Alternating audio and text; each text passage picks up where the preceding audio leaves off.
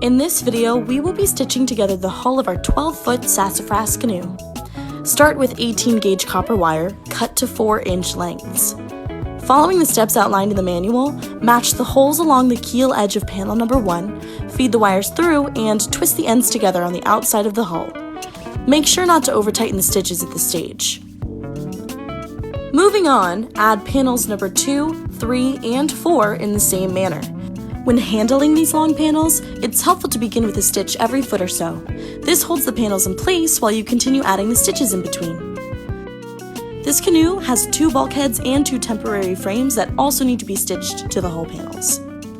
A CLC kit comes with the holes pre-drilled, but if you need another stitch to close a gap, you can simply drill a hole with a 1/16 inch bit. Once the panels, bulkheads, and frames are stitched in place, adjust and tighten the wires to close any remaining gaps. And hey, it's a boat! That's your CLC Quick Tip for today.